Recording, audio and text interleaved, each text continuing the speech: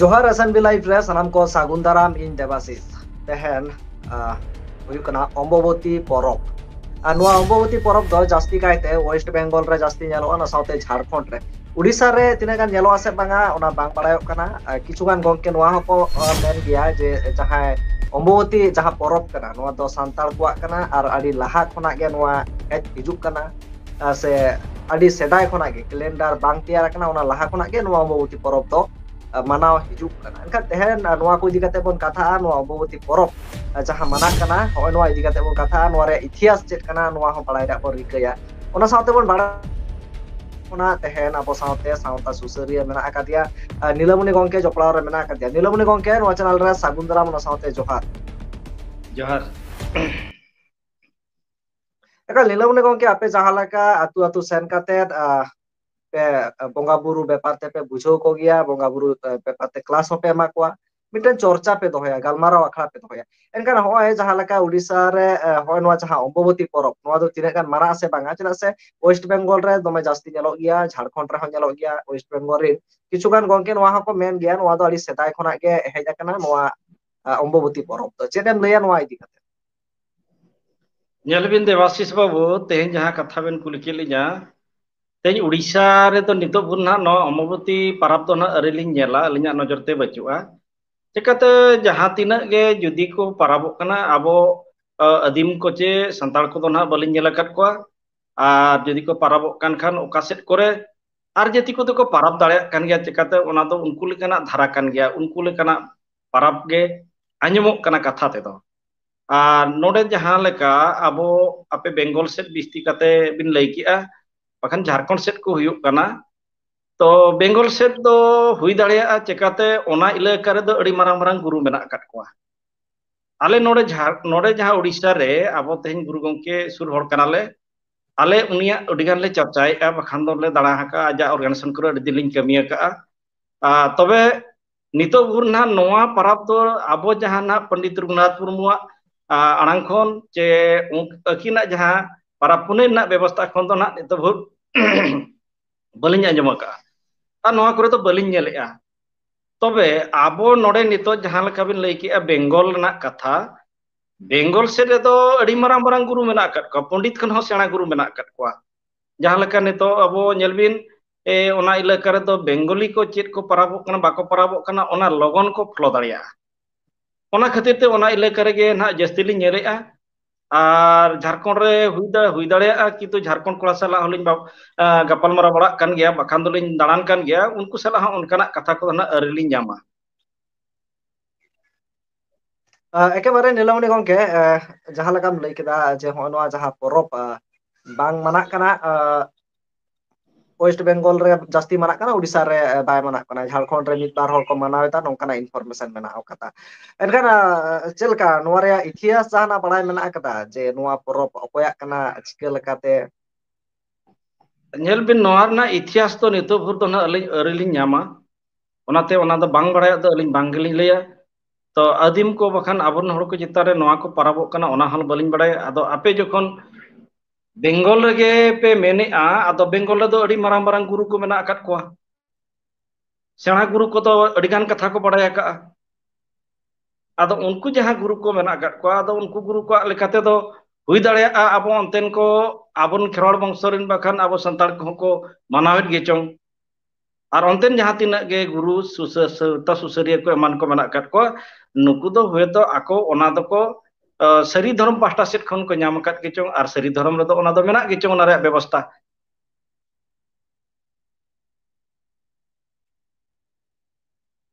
एगाल एनखान हो नुआ जहां अम्बोबती परब कना तेहना दिन रे तेहन जहां डेट हुयुक कना इंग्रेजी ते हुयुक कना हा 22 तारीख और बांग्ला ते हो नुका हुयुआ एनखान हो नुआ डेट लेकाते तेहन दो अम्बोबती परब कना तेहन दो उल को खानतार को हो नुआ को जमा को रस्कया को हो नुआ गे परब कना तेहना दिन रे दो हासा mak ko se both ko kami ko bang ko chala ko अच्छा अच्छा अच्छा आदो नोआ जहां अम्बावती बिन लई किया आपे बेंगल से जखन नोआ बिस्ती चलती है कना तो तेहन उल को तो नितो तेहन सुमुंग मा बाय बिली है कना घाटार को तेज सुमुंग मा बाय बिली कना अड़ी दिन खन के बिली हिजुग कना आदो ओना को जखन तेहेन को बंगाया नोआ तिना जथातक कना मा आबो जतो को बु उयहरा अलिᱧᱟᱜ मेन तो नोका कना नोय तेहेन जखन आबो उल को बंगाया घाटार को बंगाया जहाना जिनिस गे आबो तो पारा पुनई तो नोआ हुनम बो मेना आबो तो मांग बोंगा मांग आबो ओना तायम कते बो जम खान गान को हुनम आदो आले नोते हन नेलेत गया गोटा दिसम गे उल को मा अड़ी सख्तो बिलिए कना घाटार को बिलिक कना जम हड़ को जमेत गया आदो जम सेबे काते जम चाबा काते ऐठे जुटे काते आदो तायम ती चेल का बो बंगाया ओना इना नीरवनी आपे गंके लैया को नोआ रे तो बोंगा तो बाको बोंगाया को माने हे ओना हाड़ाम हापड़ाम को जुदी जहाय को मोने को एमा को ओना को एम दाड़िया को मेनखान उनका नोआ दो मिटन सोलो आना पाता से सोलो आना परब दो बांग कना नोआ दो ओड़ा ओड़ा परब कना हो ओनकना हयतो आदो ओड़ा ओड़ा परब का रहे जुदी हापड़ाम को बिन एमा को अबिन दो तेन जहां तीन जो जहाना की बिन जमे अबिन न्यूय अबिन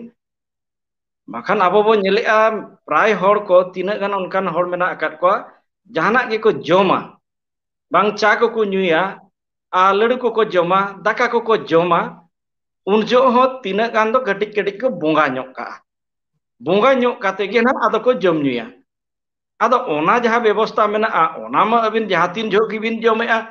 जहां तीन जो गे ओना बिन व्यवहारेआ उन जो बिन बोंगा कान गया आदो नोआ दो अबिन ओड़ा ओड़ा परब लेका काते अबिन ओड़ा रे जखन अबिन ओनाते भिनाते परब मनाव काते जखन बिन मनावेआ एनखान नोआ दो ना अलिᱧाᱜ उयहर ते दो ना जथात बांगा नुकु जहां तिना गे ना परब को मनावेआ तेहेन जतो गे नोआ परब को एमान को दो जहां तिना गे ना को सिरजना का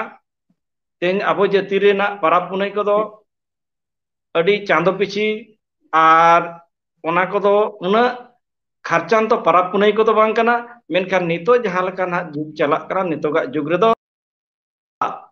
आर जाति को नेलते ना आबो तो परब पुनई बो मनावेआ किरिंग अखरिंग व्यापार हुयुक कना आर जाति को अड़िगान व्यापार हुयुक कना ओना लेकाते परब पुनई को आर जाति को सिरजना का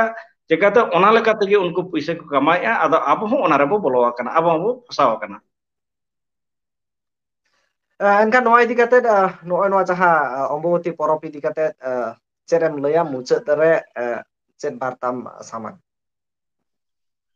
आदो नोआ इदी काते दो अलिंग नोआ लिंग मेना तेहेन आबो जखन आपे इलाका रेन मारांग मारांग गुरु को नोआ को लैआ नुकु को लैआ चे बांगा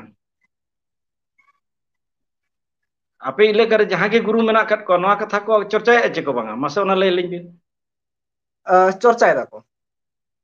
एनखान जहां गुरु को चर्चाएआ उनको गुरु को तेहेन जखन आपे मा बेंगल रे दो हुयुक कना जमसिम बिनती के ना जतो खन मारांग धर्म पुथी दो आदो ओना धर्म पुथी रे जखन ओना जहां डेवलप को कथा देवंशी को कथा जखन हेज अकना एनखान ओना जमसिम बिनती रेना धारा इदी काते गे ओना बेंगल इलाकन सरी धर्म रिन जहां तिना गे गुरु को मेना कत को आर जहां तिना गे हड़ को मेना को नुकु हड़ दो ओना लेकान व्यवस्था ते नुकु दो ओना परब को मनावेआ चिकाते उनको दो देवंशी हड़ तायम रिन हड़ कना को ओनाते नुकु दो तेन देवंशिया जहां तिना गे परब पुनई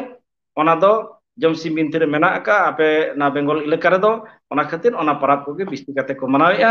आर ओना लेकाते गे उनको दो ओना हरते को चलाक कना तबे निना मुचार लिंग मेना आबो नोआ जहां गे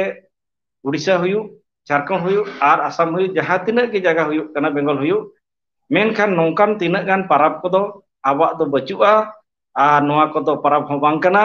जमन्यू कथा कना आर नोय जहां तिना गे आबो दो गुरु को ठौका का बेतकुंद्रे को ठौका का लेकाना परब को होना बो मनाव लेखान नोआ दिसम रे आबो हो जुमिद लेनते बो नेलोआ